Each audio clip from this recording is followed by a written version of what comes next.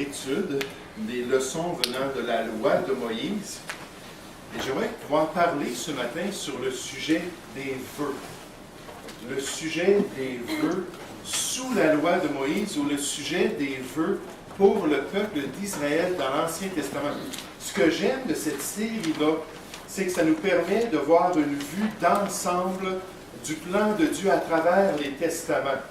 Et dans l'Ancien Testament, on voit comment il agissait, on voit les instructions qu'il donnait. Puis dans le Nouveau Testament, on vient soit confirmer, des fois on va venir annuler, et des fois on va venir modifier avec certaines nuances les instructions que Dieu a données. Et moi, je pense que c'est très important pour le chrétien d'être en mesure de faire cela. C'est une des manières qu'il va pouvoir discerner entre ce qui est bien et ce qui ne l'est pas aux yeux de Dieu. Et nécessairement, la parole de Dieu a été inspirée pour ça, n'est-ce pas? Pour nous enseigner, pour nous convaincre, pour nous corriger, pour nous discipliner dans la vérité. Et je pense que c'est un temps que nous prenons qui est très, très utile pour développer de la maturité spirituelle dans les voies du Seigneur. Et juste avant qu'on voit cette question-là des vœux, on va voir qu'est-ce que c'est qu'un vœu bibliquement, comment est-ce que Dieu avait donné des instructions concernant les vœux dans l'Ancien Testament. Mais juste avant de voir ça, je veux juste souligner qu'il y a beaucoup de personnes dans l'histoire chrétienne et des théologiens qui ont mentionné que pour eux, même dans l'Ancien Testament, les vœux, ce n'était pas quelque chose qui était obligatoire. C'était quelque chose qui était déjà pratiqué par le peuple d'Israël, puis Dieu a légiféré les vœux pour qu'ils puissent être faits d'une manière qui était en accord avec sa volonté. Donc, certains disent qu'il n'y a aucun commandement explicite portant les Juifs à faire des vœux. Donc, je voulais juste vous mentionner cela avant qu'on regarde les textes. Moi, je ne suis pas tout à fait d'accord, mais je ne suis pas certain non plus. Ce n'est pas un sujet qui est très, très clair. Oui, on a des instances, on a des instructions, mais est-ce que ça veut dire que c'était déjà une pratique, comme par exemple le divorce? On sait que le divorce, ce n'est pas le plan parfait de Dieu. C'est une réalité par contre. Et Dieu, dans Deutéronome chapitre 24, a donné des règles pour le peuple d'Israël à la lumière des pratiques qui étaient déjà existantes dans le peuple. Et donc, il a dit, je veux vraiment au moins vous guider dans cette pratique-là du divorce. Mais donc, il y a des sujets comme ça qu'on voit, les hauts lieux, différentes choses que Dieu a dû donner des instructions à cause des pratiques qui existaient déjà dans la culture, qui existaient déjà dans les coutumes du peuple. Et certains croient que c'est le cas aussi pour les vœux. Maintenant, par définition, qu'est-ce que c'est qu'un vœu par définition?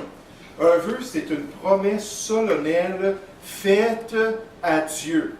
Vous allez voir pourquoi c'est important de dire cela, parce que dans le Nouveau Testament, on nous parle des serments. Et les serments et les vœux, ce n'est pas la même chose, mais des fois, les gens les confondent.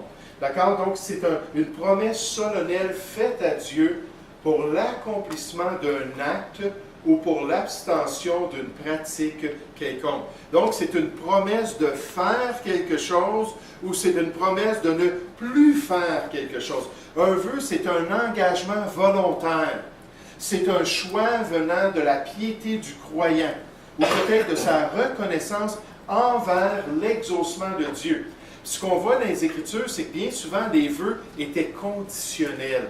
Seigneur, toi, si tu réponds et si tu fais telle et telle chose, alors moi, je vais faire telle et telle chose. Je m'engage à te servir de telle manière, je m'engage à te donner telle et telle chose, si toi, tu interviens de telle manière. Puis des fois, on voit effectivement que les vœux étaient des choses qui étaient liées à la relation du croyant avec son Dieu. Puis le premier vœu dans les Écritures se trouve dans le livre de la Genèse. Tournez avec moi dans le livre de la Genèse. Ce n'est pas dans nos notes, ce n'est pas dans la loi de Moïse, mais je voulais quand même vous le mentionner. Le livre de la Genèse, c'est le livre des commencements. Et on voit le commencement des vœux, au moins quelques révélés dans la parole de Dieu. Genèse chapitre 28, dans la vie de Jacob. Genèse chapitre 28, à partir du verset 18. Genèse chapitre 28 au verset 18. On le dit, « Et Jacob se leva de bon matin, il prit la pierre dont il avait fait son chevet, et la dressa pour monument, et il y versa de l'huile sur son sommet. Il donna à ce lieu le nom de Béthel, dans la ville, mais la ville s'appelait auparavant Luz. Jacob fit un vœu, en disant, « Si Dieu est avec moi, et me garde pendant ce voyage que je fais. » Dieu, c'est exactement ce qu'il lui avait promis, n'est-ce pas? « Je vais être avec toi, je vais te garder, te protéger. » Il dit, « Si Dieu est avec moi, et me garde pendant ce voyage que je fais, s'il me donne du pain à manger et des habits pour me vêtir, et si je retourne en paix à la maison de mon Père, alors l'Éternel sera mon Dieu. Cette pierre que j'ai dressée pour monument sera la maison de Dieu, et je te donnerai la dîme de tout ce que tu me donneras. » Et là, on voit que Jacob avait fait une entente avec Dieu. Et dans cette entente, il avait fait un vœu conditionnel au fait que Dieu allait garder sa part de l'entente. Et si tu m'accompagnes et si tu me bénis, à ce moment-là, moi aussi, je vais accomplir ce vœu que je t'ai fait. Tu seras mon Dieu, je vais être ton adorateur, je vais te servir ici à Béthel pour l'accomplissement de ta volonté. Dans Job, chapitre 22, verset 27, on voit que les vœux étaient conditionnels par moment. Job dit, « Tu le prieras et il t'exaucera. » En parlant de Dieu, tu lui demanderas quelque chose, il va répondre, il t'exaucera et tu accompliras tes vœux. Même la prostituée dans Proverbes chapitre 7 dit, « Je devais un sacrifice d'action de grâce. Aujourd'hui, j'ai accompli mes vœux. » Puis c'est comme si cette prostituée-là, avec une idole quelconque, avait fait une entente. C'était une femme étrangère qui est en train de séduire dans le passage un jeune homme. Lorsqu'elle l'a séduit, connaissant le fait qu'il était un juif, c'est Salomon qui est témoin de tout cela. Elle s'est approchée de lui avec un air un peu religieux. N'est-ce pas? « Ah, bien, j'avais demandé que Dieu me guide vers quelqu'un aujourd'hui. J'avais demandé que Dieu me permette d'avoir une relation illicite et adultère avec quelqu'un. Puis là, qu'il l'a fait, puis que je t'ai trouvé, mais là, je voulais lui rendre grâce, puis je vais accomplir ce vœu-là, peu importe les détails de ce vœu. » Mais donc, elle a démontré que des fois, le vœu était conditionnel. Maintenant, j'aimerais qu'on puisse se tourner dans la loi de Moïse concernant les vœux, encore dans le livre de Lévitique, Lévitique chapitre 7. Puis on voit que les vœux, d'après Lévitique chapitre 7, incluent un sacrifice. Ça pouvait inclure un sacrifice. Je m'engage à donner quelque chose à Dieu. Je m'engage à renoncer à quelque chose pour plaire à Dieu. Puis quand je pensais à cet aspect-là du sacrifice, tout de suite, dans mon esprit, j'ai eu à l'esprit l'histoire d'Anne dans 1 Samuel chapitre 1. Est-ce que quelqu'un qui se souvient qu'est-ce que Anne avait fait comme entente avec Dieu? Oui, Chani. Si tu me donnes un fils, je vais te le remettre à ton service. Certainement. Donc, Anne était stérile. Pénina, l'épouse de son mari, la deuxième épouse, elle avait plusieurs enfants. Puis là, Anne a dit à Dieu, Seigneur, ouvre mon sein maternel, permets-moi d'enfanter, et si tu m'exauces et tu me donnes un enfant, je vais le consacrer à ton service pour le restant de sa vie. Donc, elle avait fait un vœu qui était conditionnel à l'agissement de Dieu, mais c'était un vœu qui était quand même assez spécial. J'ai comme l'impression que c'est ce que Dieu attendait d'elle, qu'il ne lui permettait pas d'avoir un exaucement et de pouvoir enfanter après toutes ces années-là, tant qu'elle n'arrive pas à une décision d'être prête à renoncer à son bébé. Et effectivement, son premier enfant, parce qu'elle n'a eu plus qu'un, son premier enfant, ça a été le prophète Samuel, le sacrificateur et le prophète Samuel. Et Dieu a utilisé ce personnage-là pour l'accomplissement de sa volonté. Et on voit qu'il y avait cet aspect-là du sacrifice. À partir du verset 11, Lévitique chapitre 7, on nous dit, « Voici la loi du sacrifice d'action de grâce qu'on offrira à l'Éternel. » Donc, on parle des gens qui sont prêts à se sacrifier, à offrir des choses par remerciement à Dieu. On n'est pas arrivé au vœu là, pour l'instant. Au verset 16, après tous ces détails du sacrifice, on nous dit au verset 16, « Si quelqu'un offre un sacrifice pour l'accomplissement d'un vœu. » Donc, les vœux dans la loi incluaient des fois des sacrifices. Vous savez, c'est arrivé des fois dans notre expérience chrétienne qu'on a un peu argumenté avec Dieu ou qu'on a barguiné avec Dieu, si on pourrait dire, qu'on a dit, Seigneur, OK, là, si tu fais cela, moi, je suis prêt à faire telle et telle chose. Et des fois, Dieu mettait le doigt sur notre cœur, n'est-ce pas, parce qu'il y avait quelque chose qu'on ne voulait pas lui donner. Puis une fois qu'on était prêt à lui donner, là, il a commencé à intervenir, il a commencé à se manifester. Je me souviens de cette histoire d'un missionnaire qui était quelque part en Afrique, puis qui aimait tellement les ananas. Puis après des années de ministère, il a commencé à rêver qu'il mangeait des ananas, puis à désirer des ananas. Et finalement, il a trouvé un marchand dans un village qui vendait des semences d'ananas. Mais il n'était pas le seul qui aimait les ananas. Puis quand il avait semé ça dans son terrain, lorsque les ananas commençaient à être presque mûrs, les Africains venaient et volaient ces ananas. Puis dans sa frustration, il a commencé à mettre des clôtures autour de son jardin. Et à un moment donné, il s'est acheté un chien là, qui avait été dressé pour l'attaque, pour protéger son jardin. En tout cas, c'était rendu presque une phobie, son affaire. Il était presque paralysé dans son ministère à cause de ces ananas, jusqu'à ce que le Seigneur lui dise, « Pourquoi est-ce que tu ne me les donnes pas, tes ananas? » Il dit, « Moi, je vais prendre soin de ton jardin. Je veux que tu renonces à cela. » Puis quand il a renoncé, là, les choses ont totalement changé. Il a enlevé sa clôture, il s'est débarrassé du chien. Là, les gens ne comprenaient pas. Il a dit, bien là, si vous venez voler mes ananas, c'est entre vous puis mon Dieu, parce que maintenant, elles appartiennent à Dieu. Puis là, les gens ont eu peur de venir voler ces ananas. Puis quand les ananas étaient prêts, il était prêt à les découper en morceaux, puis à en donner à ses voisins. Puis là, les gens disaient, « Hey, tu es devenu chrétien! Tu es devenu chrétien, comme tu nous enseignais. » Et effectivement, des fois, en tant que chrétien, Dieu dit, « Hey, fais juste me le donner. » Abraham, n'est-ce pas, avec Isaac, fais juste me le donner. Puis quand on est prêt à sacrifier des choses au Seigneur, des fois, le Seigneur va permettre qu'on puisse les garder, les conserver. Lévitique, chapitre 27, une autre occurrence d'instruction concernant les vœux pour le peuple juif. Là, on voit que c'était vraiment des vœux qui étaient liés soit aux biens ou qui étaient liés aussi aux personnes de la famille. C'est un petit peu difficile à comprendre exactement, mais on pouvait s'engager en mettant les gens de notre famille à part dans un vœu, puis ensuite en allant les racheter d'après l'estimation que le sacrificateur faisait. « OK, Seigneur, si tu fais ça, je vais te consacrer mon fils premier-né. » Puis le Seigneur le fait.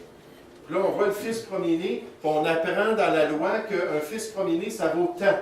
Puis là, on prenait l'argent, puis on allait donner ça à Dieu pour l'accomplissement du vœu. C'est un peu difficile dans notre culture de comprendre ce raisonnement-là, mais on voit que les instructions ont été données. L'Éternel parla à Moïse et dit, « Parle aux enfants d'Israël et tu leur diras, lorsqu'on fera des vœux, s'il s'agit de personnes qui sont incluses dans nos vœux, elles seront à l'Éternel d'après ton estimation.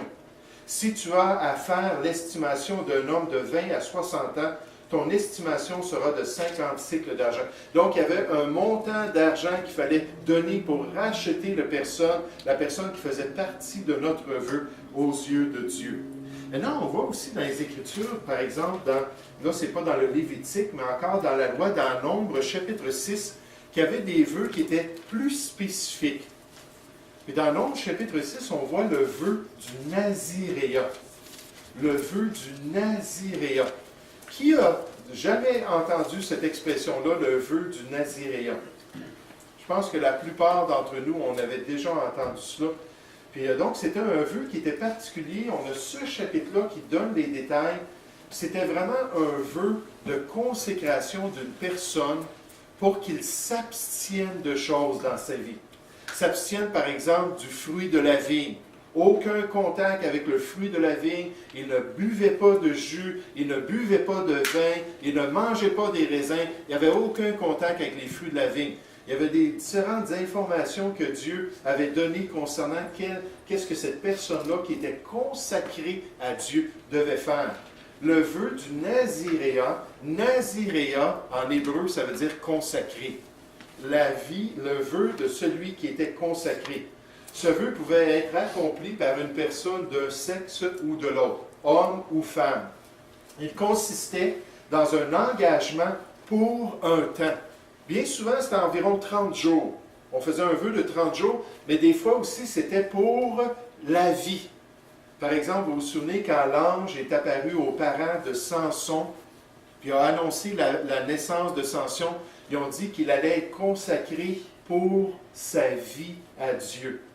S'abstenant de toutes sortes de choses, dont la coupe des cheveux, c'est pour ça qu'on parle de Samson avec ses longs cheveux et ses longues tresses. Il ne fallait pas qu'il se rase la barbe aussi, il ne fallait pas qu'il touche à des animaux impurs, il ne fallait pas qu'il soit en contact avec les impuretés d'après la loi de Dieu. Il y avait ces abstinences-là. Dans le Nouveau Testament, on voit Jean-Baptiste, qui lui aussi, Élisabeth avait reçu ces instructions-là concernant Jean-Baptiste, qui devait être consacré à Dieu. Certains suggèrent que Jésus lui-même avait été consacré à Dieu de la même manière, d'après le vœu du Naziréa. Vous savez, moi, je ne vois pas aucune indication que Jésus avait été consacré par ses parents et qu'il avait pratiqué le vœu du Naziréa. Des fois, les gens justifient les peintures du Moyen Âge, qui font toujours de Jésus un genre de hippie, les cheveux très longs, tout ça, parce qu'il avait été consacré à Dieu par ce vœu du Naziréa,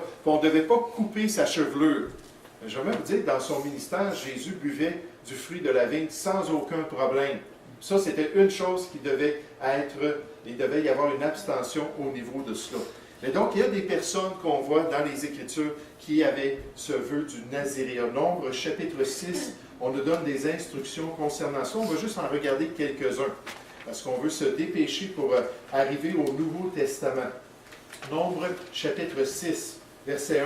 L'Éternel parla à Moïse et dit, « Parle aux enfants d'Israël et tu leur diras, lorsqu'un homme ou une femme se séparera des autres, en faisant un vœu de Naziréa pour se consacrer à l'Éternel, il s'abstiendra de vin et de boissons enivrantes.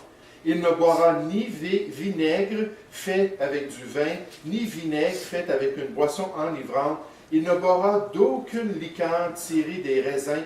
Il ne mangera point de raisins frais, ni de raisins secs. Là, on continue tout à travers le chapitre pour expliquer comment ce vœu-là devait se faire, comment est-ce qu'on devrait ensuite adorer Dieu après avoir complété notre vœu, qu'est-ce qui pouvait annuler la valeur du vœu. Et Dieu avait donné toutes ces instructions-là concernant les vœux. Dans Nombre chapitre 30, on voit toujours dans la loi que les vœux, c'était quelque chose qui était très sérieux aux yeux de Dieu. Très sérieux. Dans le passage, on nous présente une femme qui est encore célibataire et qui habite encore dans la maison de ses parents. C'est certain, dans les temps bibliques, peut-être que ce n'est pas coutumier aujourd'hui, mais les enfants, tant qu'ils habitaient dans la maison, étaient sous l'autorité des parents. Et pendant qu'elle était sous l'autorité du père, s'il faisait un vœu, puis le père l'apprenait et la désapprouvait, il pouvait annuler son vœu. De peur qu'elle ne soit pas en mesure de garder le vœu et qu'elle commette un péché contre Dieu. Parce qu'effectivement, si on ne gardait pas ce qui était sorti de nos lèvres, c'était quelque chose de très grave. Dans Ecclésiaste chapitre 5, au verset 3, on nous dit « Lorsque tu as fait un vœu à Dieu, tu ne tarderas pas à l'accomplir, car il n'aime pas les insensés. » Qui sont les insensés? Ceux qui ne gardent pas leurs vœux, ceux qui ne gardent pas leurs paroles. Accomplis le vœu que tu as fait. Dans Proverbe 20, au verset 25, on nous dit que c'est un piège pour l'homme que de prendre à la légère un engagement sacré et de ne réfléchir qu'après avoir fait un vœu. Puis là, si le père s'apercevait que sa fille avait fait ce vœu-là, qu'il la désapprouvait, il voyait que ça ne fonctionnerait pas, que ce n'était pas une bonne chose, là, il pouvait l'annuler. Puis là, c'était correct aux yeux de Dieu. Puis dans le même passage de Nombre 30, on nous dit qu'une épouse qui est sous l'autorité de son mari, nécessairement dans la relation conjugale, Si elle faisait un vœu et que son mari s'en apercevait et qu'il la désapprouvait, il pouvait lui aussi annuler son vœu de peur qu'elle ne commette quelque chose qui soit contraire à la volonté de Dieu. Donc on voit que c'était quelque chose de très, très sérieux, les vœux dans le plan du Seigneur. Et je veux juste penser à un exemple tragique dans l'Ancien Testament, l'exemple de Juge. Juste garde ta pensée, Richard, l'exemple de Jephthé dans Juge chapitre 11. Puis Jephthé, lorsqu'il est parti contre les Ammonites, a fait une entente avec Dieu. Puis il a dit, Seigneur, si tu me donnes la victoire, lorsque je vais revenir de la guerre, la première chose qui va sortir de ma maison, puis il faut comprendre que la manière que les maisons étaient faites, il y avait une section intérieure, il y avait une section extérieure, puis on gardait nos animaux dans la section extérieure. Il dit, le premier qui va sortir de la porte principale de ma maison, je vais l'offrir en sacrifice. Donc, je vais me sacrifier pour honorer le fait que tu m'as donné la victoire. Puis là, ça a été sa fille qui est sortie. Puis finalement, il a dû l'offrir en sacrifice pour accomplir ce vœu-là. Puis elle a dit, fais juste me donner 2 mois, je pense, pour aller pleurer ma virginité avec mes amis. Puis ensuite, elle est revenue, puis elle a dit, accomplis sur moi le vœu que tu avais présenté à Dieu, de l'offrir en holocauste, donc de la brûler, de la tuer pour plaire à Dieu. On voit comment c'était sérieux. Les gens savaient, tu t'es engagé devant Dieu, t'es mieux de garder ce qui est sorti de ta bouche. Oui, Richard? Quand le mari ou le père est au courant du vœu de sa femme ou de sa fille, il ne dit rien, ils sont tenus par le vœu. Il ne peut pas l'annuler plus tard. C'est au moment qu'il en est conscience qu'il doit choisir s'il doit l'accepter ou pas. Oui, ça c'est très clair que les instructions touchaient à cela. Effectivement, Richard, dans Nombre chapitre 30, il fallait qu'il agisse promptement parce que c'était sérieux l'affaire. Oui, Joël? Moi, c'est une question, si j'ai bien compris, le vœu amène une condition, ok? D'après ce que j'ai compris. Quelle est la valeur du vœu par rapport à une demande sans condition? Lequel est préférable ou lequel a plus d'importance? Sais-tu, je pourrais y penser, peut-être revenir là-dessus la semaine prochaine, mais à ma connaissance, je ne pense pas que les détails sont assez clairs concernant les vœux pour pouvoir jauger un peu la valeur d'un ou de l'autre. Moi, je pense qu'il y avait des gens qui s'engageaient pour des vœux juste comme ça. Seigneur, je vais te donner ma vie, ou Seigneur, je vais te consacrer mes enfants à ton service, ou Seigneur, je vais faire telle et telle chose, sans condition. Puis d'autres fois, c'est un genre d'engagement que Dieu, par moment, honorait nécessairement. Donc, c'est encore là, il y a beaucoup de passages qui en parlent, mais on ne nous donne pas les détails précis concernant la valeur et la distinction entre les choses. Mais ce que j'aimerais faire, c'est que j'aimerais qu'on puisse juste penser au Nouveau Testament. Et penser à ce que le Nouveau Testament a à dire sur la question des vœux. Est-ce qu'il y a une confirmation dans la Nouvelle Alliance de cette approche-là envers Dieu? Du fait que le chrétien doit faire des vœux envers Dieu. J'aimerais vous suggérer avec nuance, d'accord, je vais vous donner des nuances dans un instant, que le Nouveau Testament est silencieux pour la plupart sur la question des vœux. Il n'y a pas dans les épîtres qui donnent la doctrine puis qui donnent les instructions à l'Église, il n'y a pas de mention concernant les vœux. C'est totalement silencieux. Il y a 2 exemples dans le ministère de Paul où on voit l'apôtre Paul qui, par égard pour les Juifs qu'il côtoyait, a fait des vœux. Mais il faut comprendre que Paul était un Juif et que Paul avait un témoignage à faire une fois. Je ne me souviens pas de la référence, je pense que c'est dans Actes chapitre 16. Paul a pris le jeune Timothée qui avait une mère qui était juive et qui avait un père grec, puis il l'a circoncis. Pourquoi? Parce qu'ils allaient travailler auprès des Juifs. Puis il ne voulait pas que ce soit un empêchement dans la prédication de l'Évangile. Mais là, quand il parle des païens, par contre, il dit non, il ne faut pas circoncire les païens. On voit qu'il y avait des nuances, on voit qu'il y avait des contextes. Et moi, je pense que l'apôtre Paul, pour garder un bon témoignage, a pratiqué des choses de la loi pour démontrer que les accusations qui s'élevaient contre lui étaient fausses. Par exemple, on a le passage de Acte 18 à Corinthe. Paul restait encore assez longtemps à Corinthe, puis il y avait une grande synagogue qui était établie là. Paul avait un ministère auprès des Juifs et des païens dans cette synagogue. On dit ensuite, il prit congé des frères et s'embarqua pour la Syrie avec Priscille et Aquilance, après s'être fait raser la tête à Cenchréa.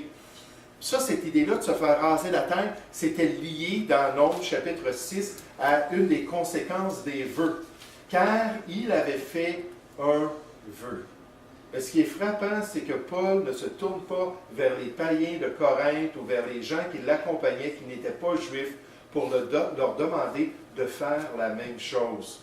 Ensuite, dans Actes chapitre 21, c'est le deuxième passage où on nous parle d'un vœu, encore dans le contexte du ministère de Paul. C'est pourquoi fais ce que nous allons te dire. Il y a parmi nous 4 hommes qui ont fait un vœu. Là, il est avec des chrétiens de l'Église de Jérusalem.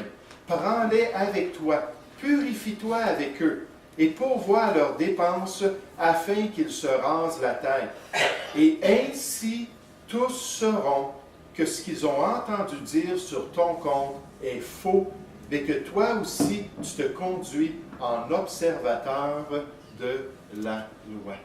Dans ce contexte particulier, on voit que Paul, oui, effectivement, pouvait suivre certaines ordonnances de la loi pour pouvoir garder un bon témoignage auprès des Juifs. Mais qu'est-ce que le Nouveau Testament a à dire aux chrétiens concernant les vœux? La plupart des gens croient que la question des vœux fait partie de la zone grise de la vie chrétienne. Fait partie de ce domaine-là où, en analysant les Écritures, on peut décider volontairement de pratiquer des choses qui ne sont pas dictées dans la Nouvelle Alliance, mais qu'on croit pouvoir plaire à Dieu. Par exemple, en tant que chrétien, Dieu nous dit qu'on devrait vivre pour le Seigneur. Un chrétien peut dire, « Seigneur, aide-moi parce que je te donne ma vie. » Romains 12, verset 1. Offrir à Dieu notre vie. Donc, Seigneur, je fais un vœu solennel de vivre pour toi et de désirer accomplir ta volonté. Un chrétien pourrait faire ça comme un vœu solennel à Dieu. Peut-être, Seigneur, si tu me donnes une épouse, Seigneur, je te promets qu'ensemble, on va demeurer dans tes voies, puis on va suivre ta parole. On va chercher à accomplir ta volonté et à te glorifier. Mais dans le Nouveau Testament, si Dieu est silencieux sur un sujet où Dieu n'aborde pas une question, moi je crois à ce moment-là qu'on doit vraiment traiter cela comme une zone grise. On doit examiner les Écritures, on doit se sonder nous-mêmes, on doit demander au Seigneur ce qu'il désire de nous. Mais moi, je ne peux pas prêcher, comme je connais des pasteurs qui n'ont aucun problème à prêcher que les chrétiens doivent faire des vœux envers Dieu. Oh, des décisions chrétiennes, c'est certain. Des désirs qu'on exprime à Dieu, mais de faire comme avec une formule d'un vœu, je ne vois pas un appui dans le Nouveau Testament pour cela. Maintenant, Dieu veut qu'on soit sérieux envers lui. Il veut de l'engagement.